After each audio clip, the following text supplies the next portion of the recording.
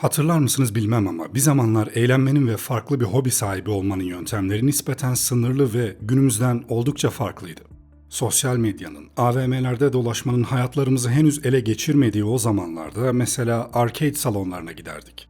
Aynı şekilde o zamanlarda çok niş bir kitleye hitap eden bir eğlence çeşidi vardı. Bilardo salonları. Aradan geçen uzun yıllarda her ne kadar popülerliğini arttırmış olsa da bilardo hala bu niş bir kitleye hitap eden bir eğlence veya spor olma özelliğini taşımaya devam ediyor. Bu videomda bilardonun nasıl ortaya çıktığını ve günümüze kadar nasıl ulaştığını anlatacağım.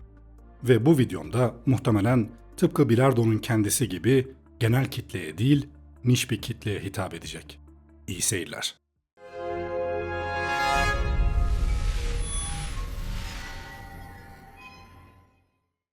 Bilardonun tarihine geçmeden önce kısaca bilardonun benim hayatımdaki yerinden söz etmek istiyorum. Dediğim gibi 90'larda çocuk olmuş bir jenerasyon olarak eğlence için sınırsız sayıda seçeneğimiz yoktu. Ya arcade salonları ya da yeni ortaya çıkmış olan internet kafeler.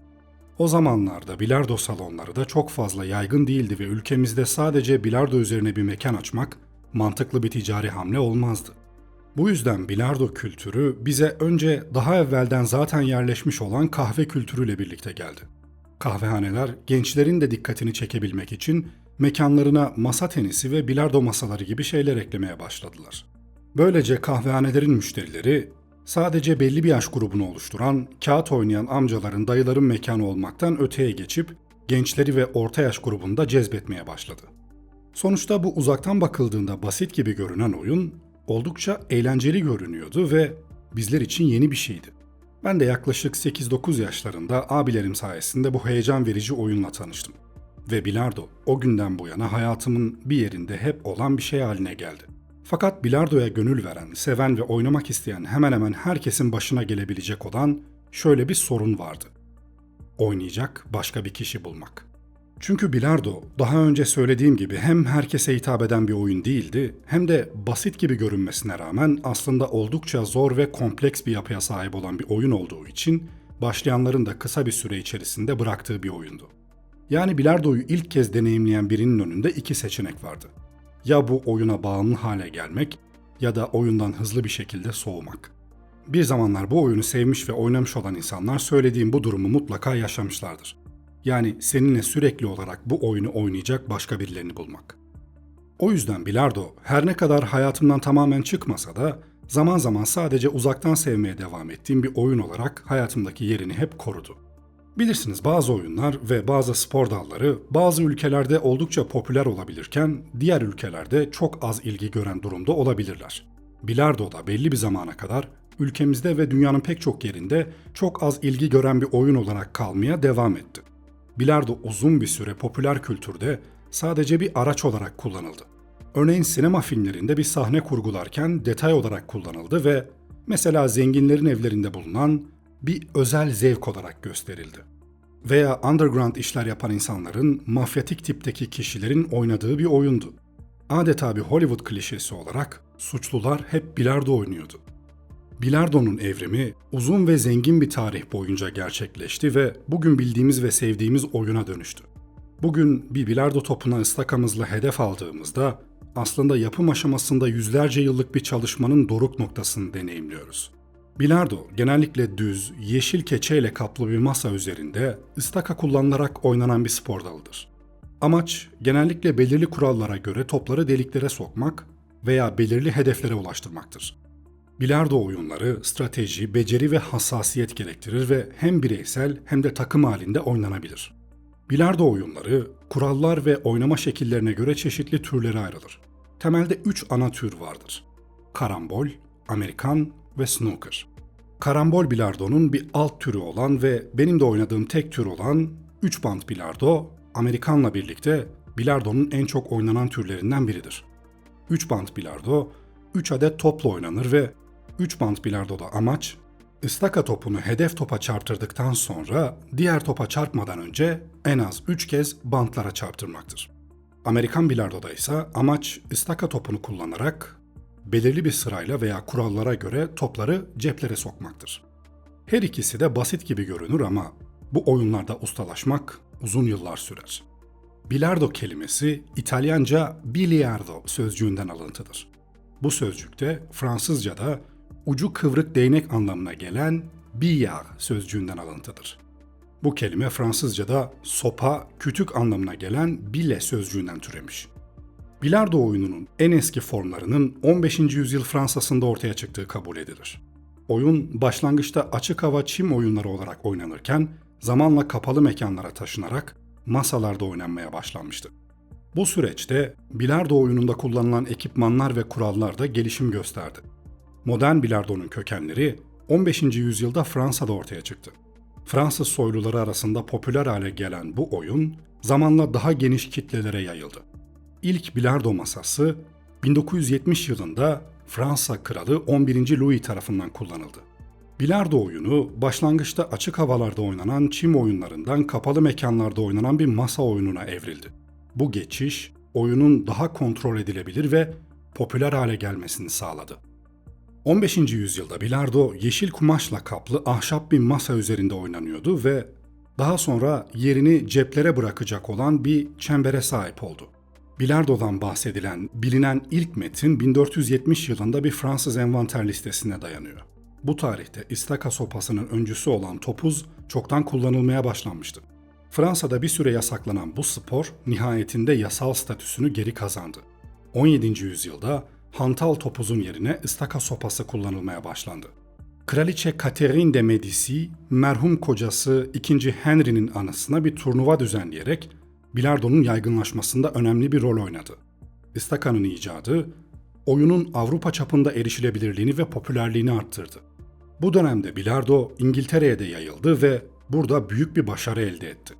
Masalar birçok tavernada bulunabiliyordu ve Shakespeare gibi önde gelen isimler eserlerinde bu eğlenceye atıfta bulunuyordu. Oyun daha iyi top kontrolü için masalara rayların eklenmesi de dahil olmak üzere sürekli olarak geliştirildi. 18. yüzyılda bilardo, Francois Mingaud gibi efsanevi oyuncuların ilgisini çekerek Avrupa kraliyet ailesi arasında popüler bir eğlence olarak yeni zirvelere ulaştı. Fransız bir mahkum olan Mingaud, deri ıstaka ucunu icat ederek oyunda devrim yarattı ve günümüz ıstaka sopalarının doğmasına sebep oldu. İcadı ıstaka topu üzerinde daha fazla dönüş ve kontrol sağladı. Bu süre zarfında spor daha organize hale geldi. Kurallar ve düzenlemeler oluşturuldu. Bilardonun popülerleşmesi artmaya devam etti ve Amerika'daki İngiliz kolonilerine tanıtıldı. Masalar Avrupa ve Amerika'daki üst sınıf evlerde ve sosyal kulüplerde yaygın bir özellik haline geldi. 19. yüzyıl bilardonun dünya çapında yayılmasına tanıklık etti. Amerikan bilardosunun babası olarak bilinen Michael Phelan, oyunun modern versiyonunun geliştirilmesine yardımcı oldu. Onun 1859'da yayınlanan kural kitabı, sporun düzenlenmesi için bir temel oluşturdu.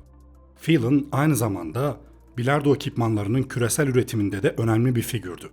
Bu dönemde snooker gibi çeşitli oyunlar icat edildi ve bilardo bir ıstaka sporu haline dönüştü. İlk resmi bilardo turnuvası 1875 yılında İngiliz ordusunun Hindistan'daki Ordnance Survey ofisinde düzenlendi. Bu arada 1892'de Londra'da Uluslararası Bilardo Birliği kuruldu ve spor daha da meşrulaştırıldı. 20. yüzyılın başlarında Willie Hope ve Ralph Greenleaf gibi ikonik oyuncular ortaya çıktı. Bu oyuncular yıllarca bilardo sahnesini domine ederek Amerika Birleşik Devletleri'nde ve uluslararası alanda tanınan isimler haline geldiler. Olağanüstü yetenekleri ve karizmatik kişilikleri birçok yeni hayranı bu spora çekti. Bu süre zarfında Londra Bilardo Kulübü gibi tarihi mekanlar kapılarını açtı ve prestijli şampiyonalara ev sahipliği yaptı. Bu mekanlar ve etkinlikler bilardoyu hem saygın bir eğlence hem de kültürel bir takipçi kitlesine sahip rekabetçi bir spor olarak sağlamlaştırdı. 20. yüzyılın ortalarında Willie Mosconi ve Minnesota Fats gibi oyuncular bu sporu yeni zirvelere taşıdı. Düz bilardoda yarışan Mosconi, 1954 yılında arka arkaya 526 atış atarak dünya rekoru kırdı. Minnesota Fats ünlü bir oyuncu ve kişilik haline geldi ve televizyon programlarıyla bilardoyu daha da popülerleştirdi. Bu dönemde bilardo giderek daha popüler bir boş zaman aktivitesi haline geldi. Bilardo salonları ve bilardo odaları birçok şehir merkezinin vazgeçilmezleri arasına girdi. 1961 yapımı The Hustler ve 1986 yapımı The Color of Money gibi filmler bu sporu beyaz perdeye taşıdı ve yeni nesil oyunculara ilham verdi. Modern bilardo 20. yüzyılın sonlarında ve 21. yüzyılın başlarında önemli gelişmeler yaşadı. Arduvaz yatakların kullanımı gibi masa malzemelerindeki yenilikler oyunun kalitesini ve tutarlılığını daha da arttırdı.